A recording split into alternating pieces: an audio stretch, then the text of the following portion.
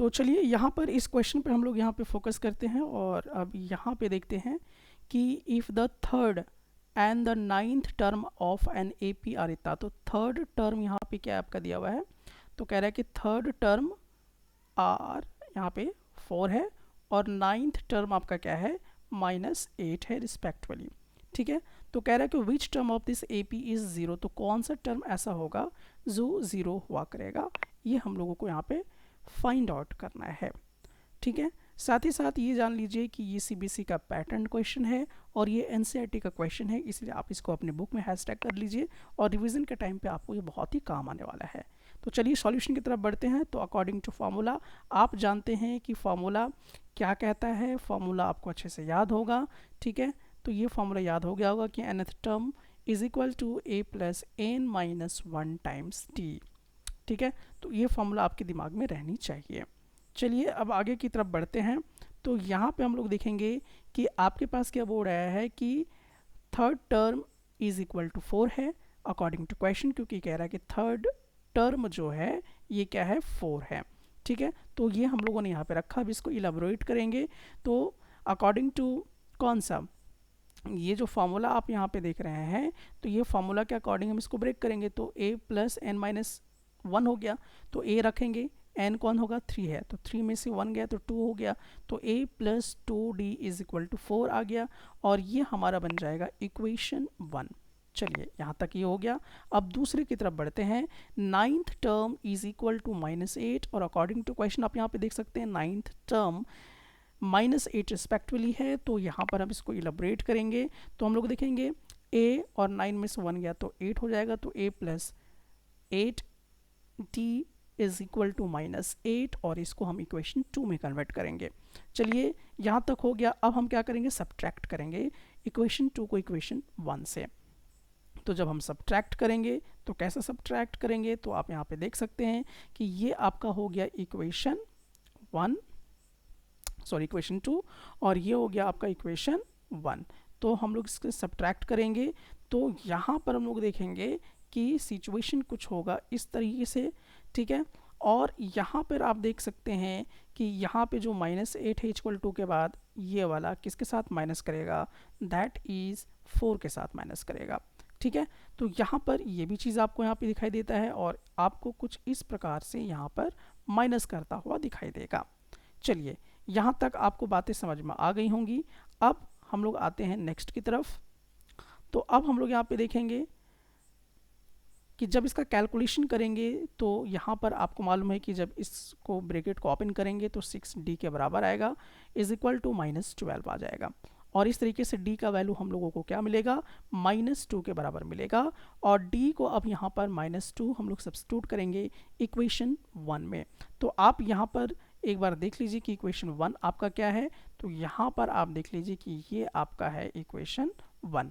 इस इक्वेशन में आपको क्या पुट करना होगा, d का वैल्यू पुट करना होगा, और यहाँ पर हम लोग क्या करेंगे, d का वैल्यू पुट करेंगे। तो आप यहाँ पे देखिए कि ये जो d है, d का वैल्यू हम लोगों ने क्या लाया है, -2 लाया है, तो यहाँ पर हम लोग क्या करेंगे, -2 को सब्स्टिट्यूट कर देंगे और इज इक्वल टू 4 है तो इज इक्वल टू 4 रख दिया हम लोगों ने। अब जब इस तरीके से हो गया तो अब यहाँ पे देखिए 2 2 4 -4 हो जाएगा, तो a -4 इज इक्वल टू 4 के बराबर आ जाएगा। और इस प्रकार से जब इसको हम ट्रांसपोज करेंगे तो हम लोगों को क्या मिल जाएगा, a का वैल्यू 8। अब यहाँ पर दो चीज़ें गौर करने वाली है, और वो क्या है कि हम लोगों को यहाँ पर क्या मिल चुका है, यहाँ पे फर्स्ट टर्म यानी कि a का वैल्यू मिल चुका है, और यहाँ पे हम लोगों को कॉमन डिफरेंस यानी कि -2 मिल चुका है। ठीक है, तो बहरहाल ये दो चीज़ें मिल चुकी हैं तो ऑटोमेटिकली AP हम बना लेंगे। ठीक है, तो AP हम लोग बना लेते हैं यहाँ से। और दूसरी चीज़ है, एक यहाँ जो क्वेश्चन दिया हुआ है, क्वेश्चन को हम लोग थोड़ा सा अंडरस्टैंड करेंगे। तो क्वेश्चन आप यहाँ पे देखेंगे, आपसे क्वेश्चन क्या पूछ रहा है कि which term of this AP is 0, कौन सा टर्म ऐसा होगा जो 0 आएगा, कौन सा टर्म में 0 आएगा। तो कौन सा टर्म में बोल रहा है, तो आपको क्या निकालना होगा, n का वैल्यू निकालना होगा। तो इसको हम विच टर्म, तो हम कैसे लिखेंगे कि nth term is equal to 0। तो ऐसे लिखेंगे ताकि किसमें वो 0 आ सके। तो चलिए इसको हम इलाबरेट करेंगे और इसको समझने का प्रयास करेंगे।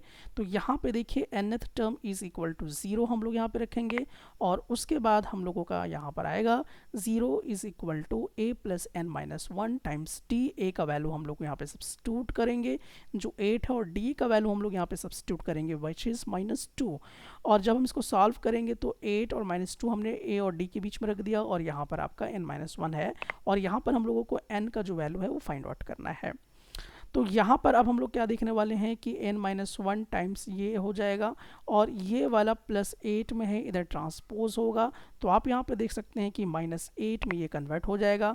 अब ये वाला को हम क्या करने वाले हैं, इस वाले को हम इस और जब इधर मल्टीप्लाई में इधर आएगा तो क्या होगा, डिवाइड में हो जाएगा, और जब ये डिवाइड में होगा तो पूरा कैलकुलेशन ये हो जाएगा 4 में कन्वर्ट, और जब ये हो जाएगा तो n-1 आएगा, फिर इसको हम यहाँ से ट्रांसपोज कर देंगे, ट्रांसपोज करेंगे तो ये कन्वर्ट हो जाएगा 5 में, और इस प्रकार से हमें मिल चुका है किसका वैल्यू, n का वैल्यू मिल चुका है। ठीक है, और यही तो पूछ रहा था कि कौन सा टर्म में क्या आने वाला है, 0 आने वाला है। तो पांचवा टर्म में अगर आप जाते हैं तो आपको वैल्यू क्या मिल जाएगा, 0 मिल जाएगा। तो मैं उम्मीद करता हूँ कि ये क्वेश्चन आपको समझ में आ गया होगा कि कैसे इसको सॉल्व करेंगे। समझ में आया आपको? हाँ। ओके, अब चलिए हम लोग आते हैं यहाँ पे जो बहुत ही एक नेक्स्ट लेवल का क्वेश्चन है, और इस पे ध्यान हम लोगों को यहाँ पे देने की आवश्यकता है। और यहाँ पे ध्यान रखिए कि ये भी NCERT से लिया गया प्रश्न है, और ये CBSE बोर्ड में पैटर्न किया हुआ क्वेश्चन है, तो इसलिए आप यहाँ पर इस चीज़ को ध्यान रखिएगा। अब इस क्वेश्चन को हम कैसे सॉल्व करेंगे, तो चलिए इसको हम लोग यहाँ पे देखते हैं। तो यहाँ पे हमारे पास क्या कह रहा है कि 17th term of an AP exceeds its 10th term by 7, find the common difference. इसमें आपको क्या पता करना है, कॉमन डिफरेंस को फाइंड आउट करना है। तो चलिए इसमें हम लोग देखते हैं। सबसे पहले हम लोग देखेंगे कि फॉर्मूला हम लोगों को यही यूज करना है बार बार।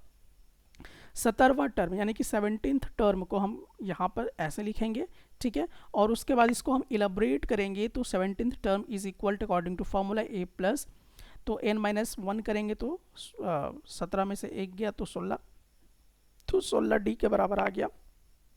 और जो नेक्स्ट आपको क्या बोल रहा था, 10th टर्म बोल रहा था, तो 10th टर्म को हम लोग इस तरह से लिख सकते हैं, और इसको इलाबरेट अगर हम करेंगे तो 10th term is equal to a plus 9d के बराबर आ जाएगा। और इस प्रकार से हमारा ये जब आ जाता है तो हम अकॉर्डिंग टू क्वेश्चन आएंगे। अकॉर्डिंग टू क्वेश्चन आप यहाँ पे देख सकते हैं कि क्या आपसे कहा जा रहा है। तो क्वेश्चन में देखिए आपसे कह रहा है कि 17th term of an AP exceeds its 10th term by 7। अब इसी पॉइंट को पकड़ के चलना है आपको, ठीक है। तो यहाँ पर देखिए आपका क्या होता है कि 17th term exceeds the 10th term by 7। अब इसको आपको यहाँ पर लिखने की आवश्यकता है, ठीक है। तो अब यहाँ पर चलिए हम लोग इस तरीके से देखने का प्रयास करते हैं। तो अब इसको अकॉर्डिंग टू क्वेश्चन हम सेट करेंगे, तो लिखेंगे 17th टर्म, ठीक है, एक्सीड्स। अब यहाँ पे इक्वल टू लगा देंगे, तो यहाँ पर इक्वल टू हमने लगा दिया। एक्सीड्स कितना करे, 10th टर्म बाई 7, यानी 10वां ये जो है 10th टर्म बाई 7 मतलब प्लस। तो एक्सीड का क्या मतलब है, पहले तो आपको ये यहाँ पे कॉन्सेप्ट समझना होगा। तो एक्सीड का मतलब होता है कि आप किसी चीज़ में प्लस कर रहे हो, मतलब ऐड कर रहे हो, ठीक है। तो ये यहाँ पे एक वर्ड का खेल है। अब यहाँ पे आपको देखना है कि यहाँ पे जो 17th टर्म का वैल्यू है, ये आपने यहाँ पे क्या रखा है, a प्लस 16d, ठीक है। तो हम इसको वहाँ पर वो पुट कर देंगे, ठीक है। तो यहाँ पे देखिए a 17th की जगह पे ये पुट कर देंगे, और यहाँ पे जो आपका 10th टर्म है, तो 10th टर्म हम लोगों का क्या आया हुआ था, दैट इज दिस। तो हम यहाँ पे इसको पुट कर देंगे, और +7 जैसे यहाँ पर आगे है उस तरह से कर देंगे। फर्दर अब इसको हम क्या करने वाले हैं, सब्ट्रैक्ट करेंगे। ये 1 और ये जो a है ट्रांसपोज होगा तो प्लस माइनस में चला जाएगा, तो कहानी ख़त्म, ठीक है। अब उसी तरह से हम d के बारे में देखेंगे, तो d में भी हम लोग जो है इसको ट्रांसपोज करेंगे। तो आप यहाँ पे देख सकते हैं कि 7d में कन्वर्ट हो जाएगा, और 7 इधर हुआ। अब d का वैल्यू निकालेंगे तो यहाँ पर क्या हो जाएगा, 1 हो जाएगा। तो यही तो कैलकुलेशन करना था आपको, ठीक है। तो ये तो आपका आ ही गया, क्योंकि हम लोगों को क्या फाइंड आउट करना था, d का वैल्यू पता करना था, यानी कि कॉमन डिफरेंस पता करना था, जो कि हम लोगों ने यहाँ पर कर लिया है। तो यहाँ तक बात समझ में आ गया कि ये क्वेश्चन कैसे बना। बस आपको इक्वेशंस का गेम समझ में आना चाहिए, ठीक है, क्लियर है? हाँ। ओके, अब चलिए हम लोग आते हैं ये वाले प्रश्न में, और यहाँ पे आप देखिए कि ये भी एनसीईआरटी से लिया गया प्रश्न है और सीबीएसई जो है इसको पैटर्न की है क्वेश्चन को, ठीक है। और इसमें क्या पूछा जा रहा है ये हम लोग देख लेते हैं। तो हमारे पास इस क्वेश्चन में क्या बोल रहा है कि आपके पास एपी दिया है, तो ये वाला पूरा पार्ट जो ये एपी का पार्ट है, ठीक है, एपी है। अब कह रहा है will be 132 more than it's 54th term, ठीक है। अब इसको यहीं पे हम लोगों को मैथमेटिकली कन्वर्ट करना है। तो चलिए सॉल्यूशन करते हैं, कैसे करना है, फॉर्मूला बिल्कुल सेम वही होगा। तो अब यहाँ पे देखते हैं फर्स्ट टर्म हम लोगों के पास क्या दिया हुआ है, तो फर्स्ट टर्म हम लोग का 3 दिया हुआ है। उसी तरह से कॉमन डिफरेंस फाइंड आउट कर लेंगे। आपको मालूम है कि ये वाला 15 में से 3 को माइनस कर देंगे तो 12 आएगा, तो कॉमन डिफरेंस आ चुका है, ठीक है। अब यहाँ पे देखिए कि nth टर्म क्योंकि विच टर्म बोल रहा है ना, बड़ा कौन सा टर्म, तो nth term is equal to, विल भी यहाँ पे लगा हुआ है इसलिए इक्वल टू लगा देंगे। तो एन विच टर्म के जगह पे हमने क्या लगा रखा है, nth टर्म, विल भी मतलब इक्वल टू कितना, तो आप देखिए यहाँ पे क्या बोल रहा है 54th टर्म, तो 54th टर्म, ठीक है। ई विल बी मोर मतलब कि इसमें भी वही एक्सीड वाला बात आ गया, तो प्लस 132, यानी कि इसमें एक्सीड हो रहा है तो बढ़ रहा है एक तरह से, मोर का मतलब भी वही हुआ, ठीक है। तो यहाँ पर हम लोगों का इक्वेशन इस तरीका से बन गया। प्रॉब्लम यही रहता है, अगर आप इसको यहाँ पे समझ गए, यही मेन प्रॉब्लम है। अगर इसको आप यहाँ से इक्वेट कर लिए तो ऑटोमेटिकली आप क्वेश्चन को फिर सॉल्व कर लेंगे, ठीक है।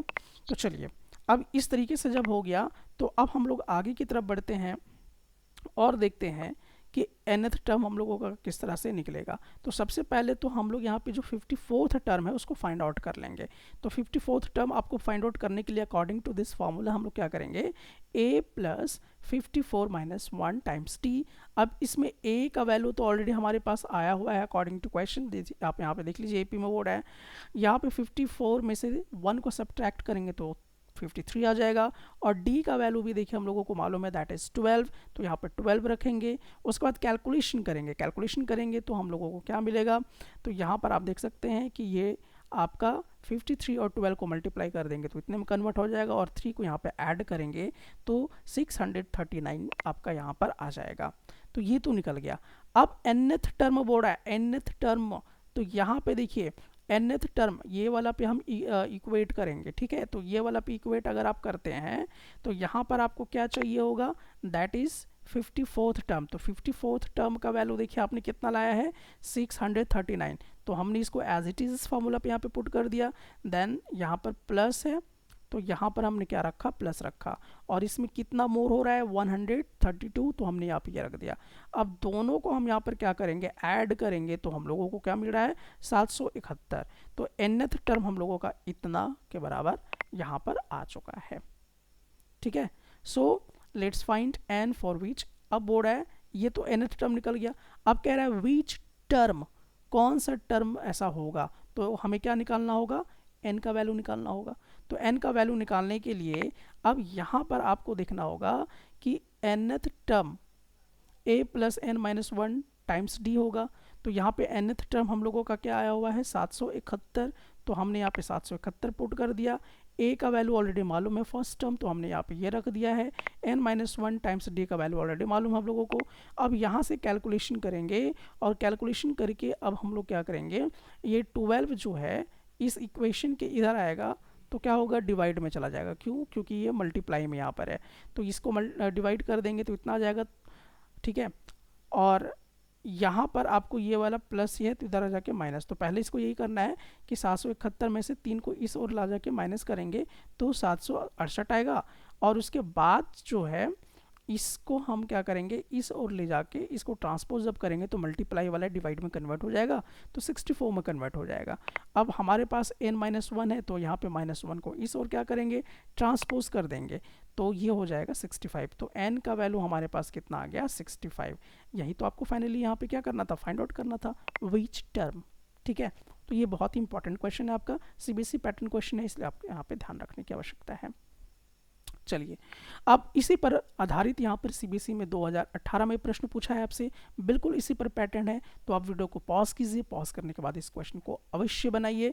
उसी तरह से यहाँ पे देखिए, यहाँ पर भी ये प्रश्न जो है वो पूछा गया है, ठीक है। तो इसको भी आप यहाँ पे देखने का प्रयास कीजिए। प्रैक्टिस के लिए हमने यहाँ पर और 3 क्वेश्चन आपके लिए लगा रखा है, तो इसको भी आप जरूर प्रैक्टिस कीजिएगा, ठीक है।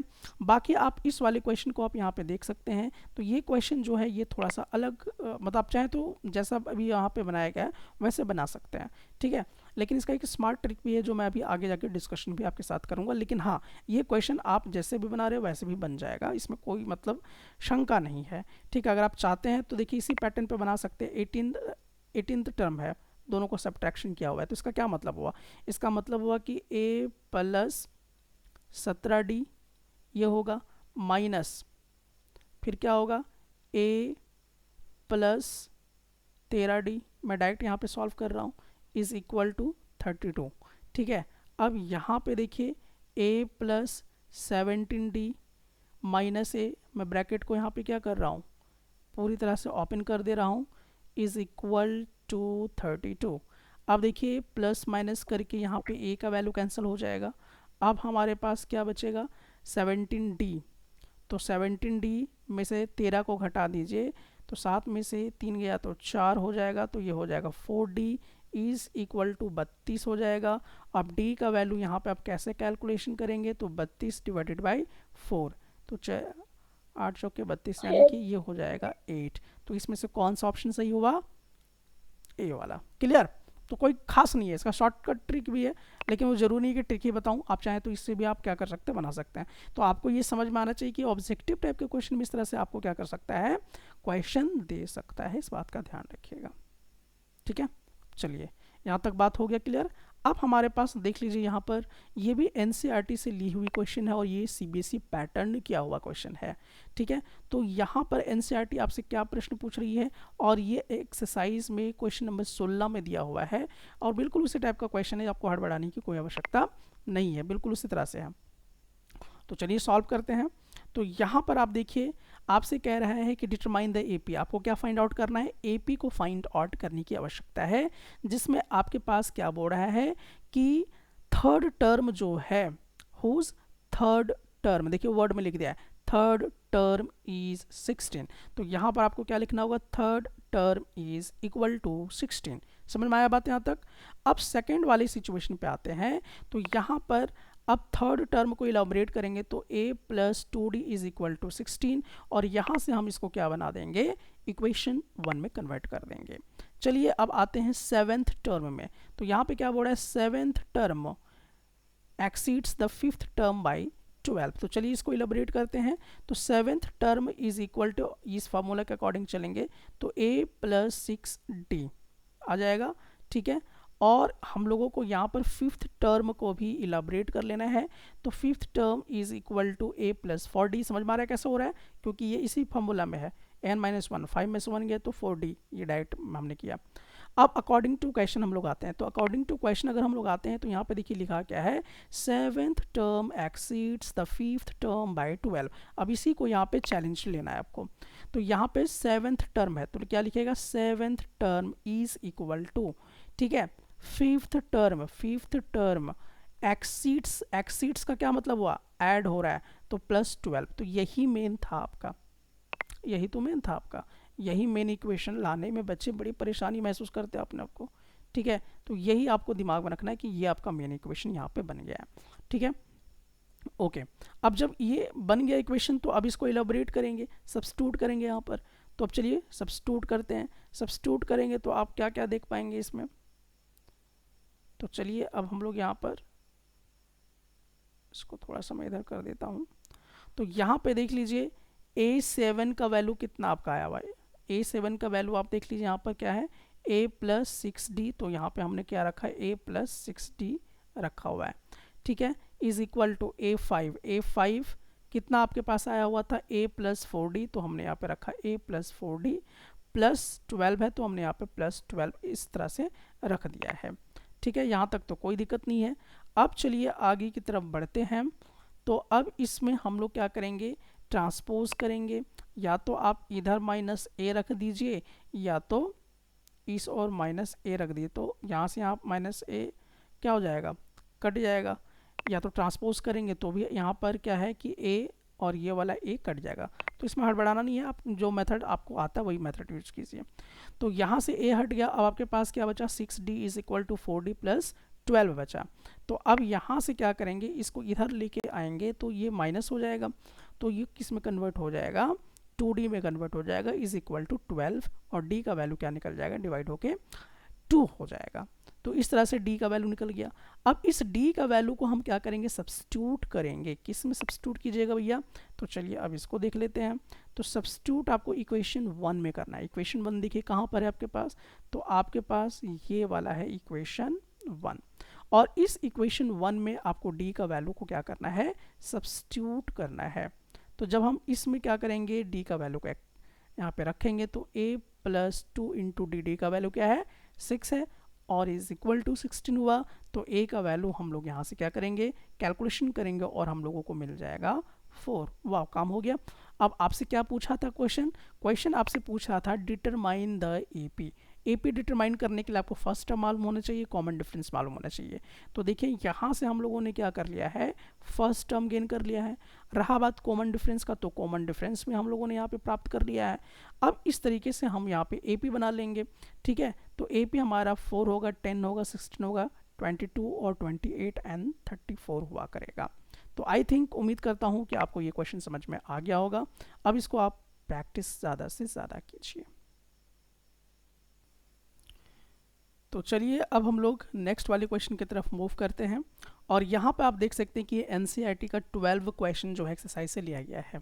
अब देखिए इस क्वेश्चन में कह रहा है कि 2 APs have the same common difference. अच्छा, 2 AP यहाँ पे दिया हुआ है, कितना है, 2 AP दिया हुआ है, और दोनों का जो कॉमन डिफरेंस है वो सेम है, यानी कि कॉमन डिफरेंस है, ठीक है, सेम है, कोई फर्क नहीं है। द डिफरेंस बिटवीन दियर, और दोनों के बीच का जो डिफरेंस है 100th टर्म इज 100, दोनों के बीच का डिफरेंस कितना है, 100th टर्म इज 100। तो कह रहा है what is the difference between their 1000th term, ठीक है। कंफ्यूज खाली करने का प्रयास किया है, वर्ड से खेल रहा है, ठीक है। तो आपको हड़बड़ाना नहीं है, आप ध्यान से अभी सॉल्यूशन को देखिए और फिर इसको एक बार 2 बार, आप एक बार फिर से देख के सॉल्यूशन कीजिएगा, एक बार फिर अपने से सॉल्यूशन कीजिएगा, तो दिमाग जहाँ फंसा रहेगा वो क्लियर हो जाएगा। तो चलिए यहाँ पे देखते हैं हम लोग, ये फार्मूला आपको यूज़ करना है। तो हम लोग फॉर द 100th टर्म के लिए एक पहला AP बनाएंगे, क्योंकि 2 AP का जिक्र हुआ है यहाँ पे, 2 APs ही है, लेकिन एक AP में हम लोग यूज करेंगे। तो देखिए 100th टर्म कर रहे हैं किसके, पहला टर्म, पहला AP के लिए, ठीक है, इसलिए हम लोगों ने से ऊपर में 1 लिखा है। अब ये कैसे बनेगा, तो फर्स्ट टर्म 100 टर्म के लिए 100 माइनस 1, तो क्या हो जाएगा, 99D में कन्वर्ट हो जाएगा। बहुत ईजी इस फार्मूला के अकॉर्डिंग। अब आगे बढ़ते हैं, फिर the 100th term for AP2, अब AP2 के लिए बनाएंगे, तो 100th term for the 2 AP के लिए, तो A2 यहाँ पे हम लोगों ने लिख दिया, और यहाँ पे A1 लिखा था क्योंकि ये AP1 के लिए हम लोगों ने यहाँ पे लिखा था, और यहाँ पर A2 लिख दिया है AP2 के लिए। अब 100 माइनस 1 करेंगे तो क्या हो जाएगा, तो यहाँ पर आप देखेंगे कि क्या हो जाएगा, 99D में कन्वर्ट हो जाएगा। अब इस तरीके से जब हो गया तो अकॉर्डिंग टू प्रॉब्लम चलते हैं। अकॉर्डिंग टू प्रॉब्लम आप यहाँ पे ध्यान से देखिए क्या बोल रहा है, the difference between their, the difference between their, ठीक है, 100th टर्म इज 100। कह रहा है कि ये जो आपके पास आया है, जो APs है, first AP and the second APs, तो फर्स्ट APs और सेकेंड APs का जो डिफरेंस है वो क्या आना चाहिए, 100 आना चाहिए, अकॉर्डिंग टू क्वेश्चन चल रहा है, ठीक है। तो ये बहुत इजी है, आपको यहाँ पे कुछ भी ऐसा नहीं करना है, वर्ड का खेल सिर्फ है, इसको समझना है आपको यहाँ पे ध्यान से। तो ये हम लोगों के पास आ गया। अब इसको फर्दर अगर हम लोग कैलकुलेशन में ले जाते हैं तो क्या देखेंगे, तो सब्स्टिट्यूट करेंगे एक्सप्रेशंस को। तो फर्स्ट AP के लिए 100th टर्म में आपके पास क्या हुआ है, A1 प्लस 99D, तो हमने ये पुट कर दिया, फिर माइनस था तो हमने माइनस पुट कर दिया, और सेकेंड वाला जो AP है उसका क्या वैल्यू आया है, A2 प्लस 99, तो हमने ये कर दिया, और इसके बीच का डिफरेंस यहाँ पे दिया हुआ था तो हमने यहाँ पे ये पुट कर दिया। अब हम ब्रैकेट को ओपन करेंगे, और जब ओपन करेंगे सिंप्लीफाई करेंगे, तो यहाँ पर हम लोग देखेंगे कि ये वाला प्लस माइनस से क्या हो जाएगा, कैंसिल हो जाएगा। जैसे आप ब्रैकेट ओपन करेंगे आपको पता चल जाएगा। अब यहाँ पर A1 minus A2 is equal to 100 में आ जाएगा, ठीक है। अब यहाँ पर चलिए ये 100 का हो गया, अब 1000 वाला केस करना है। आपसे यही पूछ रहा है what is the difference between their 1000 term. अब 100 से 1000 टर्म्स का पूछ रहा है कि डिफरेंस क्या आएगा। यहाँ पर 2 AP का डिफरेंस कितना आया, 100 आया, ठीक है। तो अब इसी तरह से कह रहा है कि 2 AP लीजिए 1000 टर्म्स के लिए और उसका क्या डिफरेंस आएगा वो आपको बताना है। तो यहाँ पर अब लेंगे फर्स्ट 1000 AP के लिए, तो A1 + 99 999D हो जाएगा, ठीक है। उसके बाद सेकेंड AP के लिए हम लोग क्या लेंगे, तो सेकेंड AP के लिए 1000 टर्म लेंगे हम लोग A2 + 999D, और दोनों को डिफरेंस करेंगे, सब्स्टिट्यूट करेंगे वैल्यू, आपको यहाँ पे प्लस माइनस ये कैंसिल नज़र आएगा, ठीक है। तो यहाँ पर आप देखिए कि जब आप कैंसिल करेंगे तो क्या आ जाएगा, A-2। तो A-2 का वैल्यू कितना आया, तो A-2 का वैल्यू 100 आया, तो डेफिनेटली देखिए A-2 ही आ रहा है, तो A-2 का वैल्यू यहाँ पर भी क्या आएगा, 100 ही आएगा। तो यही प्रश्न पूछ रहा था कि what is the difference between the 1000 term, तो सेम ही आ रहा है। अगर हम 100 2 AP का अगर डिफरेंस निकालते तो भी 100 आएगा, और 1000 का निकालेंगे तो भी आएगा। हो सकता है इसको ऑब्जेक्टिव क्वेश्चन में भी बना सकता है, ठीक है। ऑब्जेक्टिव क्वेश्चन में भी आपको बना के डायरेक्ट पूछेगा कि द डिफरेंस ऑफ 100 टर्म, इस तरह से कर देगा, इज इक्वल टू 100। तो क्वेश्चन पूछ देगा कि 1000 टर्म्स, यहाँ पे लिख देगा फर्स्ट AP के लिए माइनस फिर 1000 टर्म्स दूसरे AP के लिए इज इक्वल टू कितना होगा, क्वेश्चन मार्क कर देगा यहाँ पे 1 और 2। तो ये हो सकता है आपको ऑब्जेक्टिव क्वेश्चन में भी ऐसे दे देगा, ठीक है। तो आपको एकदम तुरंत कैलकुलेशन करने की भी ज़रूरत नहीं पड़ेगी, आप तुरंत आपको मालूम है कि 100 ही आएगा, ठीक है। तो इस चीज़ को ध्यान रखिएगा। और अगर बनाने दे दिया तो आपको ऐसे ही बनाना है बिल्कुल, ठीक है। कोई भी आपको पैनिक नहीं होना, बस प्रैक्टिस ज़रूर कर लेना है। Practice makes the man perfect, ये सही नहीं है, perfect practice makes the man perfect. ज़्यादा अच्छे से प्रैक्टिस करेंगे तभी आप परफेक्ट बन पाएंगे। बात समझ में आया? चलिए अब यहाँ पे देखते हैं हम लोग, NCERT का क्वेश्चन है और CBSE इस क्वेश्चन को पूछ चुकी है। तो CBSE पैटर्न क्वेश्चन है, दिमाग अलर्ट कर लीजिए, अपने दिमाग का बल्ब ऑन कर लीजिए और देखिए कि इस क्वेश्चन को बनाने के बाद आप किस तरह से क्वेश्चन को सॉल्व कर सकते हैं। तो यहाँ पर आपसे पूछ रहा है कि वैल्यू ऑफ n बताना है, are the nth term of 2 AP, यहाँ पर भी 2 AP है, एक 63 है, 65, 67 और दूसरा वाला ये है, और कह रहा है कि इक्वल है, यानी अब इसको हमको चेक करना है। तो चलिए यहाँ पे देखते हैं हम लोग। तो फॉर द फर्स्ट AP के लिए आप देख रहे हैं कि यहाँ पे तो ये दिया हुआ है, इससे आपको A और D का वैल्यू जो है पता चल जाएगा। तो A का वैल्यू पता चल चुका है, D का वैल्यू हम लोग सब्ट्रैक्ट करके निकाल लेते हैं। nth टर्म, इसके लिए अगर हम निकालेंगे फर्स्ट AP के लिए nth टर्म निकालेंगे, तो आपको मालूम है कि A + n-1 times D formula use होगा। तो A तो ऑलरेडी मालूम है, हमने यहाँ पे सब्स्टिट्यूट कर दिया, n-1 यहाँ पे रखेंगे टाइम्स D। इस तरह से कैलकुलेशन करेंगे तो आपको मालूम है कि इसको इससे मल्टीप्लाई करेंगे तो 2n में कन्वर्ट हो जाएगा, और इसको इसके साथ करेंगे तो -2 में कन्वर्ट हो जाएगा। तो ये वाला भी इक्वेशन आपको समझ में आ गया होगा।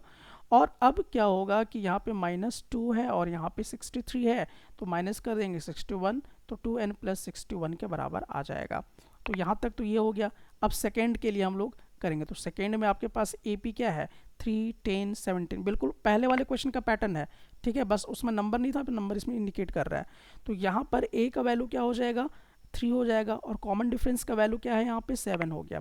तो ये जब हो जाएगा तो इसका nth टर्म निकालना है। तो nth टर्म फिर वही फार्मूला सेकेंड AP के लिए, तो A + n-1 टाइम्स D, तो A की जगह पे 3 आ रहा है, n-1 हम लोगों को मालूम नहीं है, D का वैल्यू मालूम है, और इसको कैलकुलेशन करेंगे तो हम लोगों का ये आएगा, ठीक है। अब यहाँ पर आ जाने के बाद अब आपको क्या बोल रहा है, to find the value of n, हमको क्या पता करना है, n का वैल्यू पता करना है, जिसमें से कह रहा है कि nth term both APs are equal, तो यहाँ दोनों AP को हम लोग इक्वल के फॉर्म में ले लेंगे। तो एक AP हमारा फर्स्ट AP का वैल्यू जो आया था ये था 2n + 61, और दूसरा AP का जो वैल्यू था वो इतना था। तो दोनों आपस में क्या है, इक्वल है। कहाँ, यहाँ पे देख लीजिए क्वेश्चन में कह दिया इक्वल है, तो ये वाला को इसके इक्वल कर दिए। अब करने के बाद आपको क्या करना है, यहाँ से n का वैल्यू फाइंड आउट करना है। तो n का वैल्यू आपको मालूम है, ट्रांसपोज करके जब आप लाएंगे तो 61 लाइक टर्म्स एक तरफ आ जाएगा, यहाँ पे 61 है और ये माइनस है तो इधर प्लस में कन्वर्ट हो जाएगा, इसीलिए 61 + 4 में आपको दिखाई दे रहा है।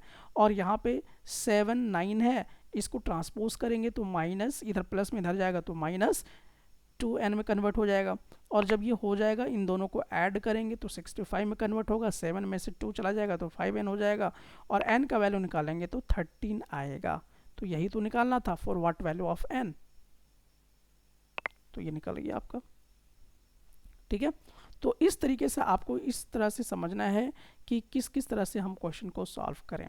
ठीक है, तो यहाँ पर आप इसी तरह से इन तमाम क्वेश्चन को सॉल्व कर सकते हैं, और यहाँ पर हम लोग और भी इसका भी क्वेश्चन जो है लेंगे, लेकिन आप चाहेंगे तो इस पूरे इस तरह के क्वेश्चन को सॉल्व यहाँ पर कर सकते हैं। ठीक है।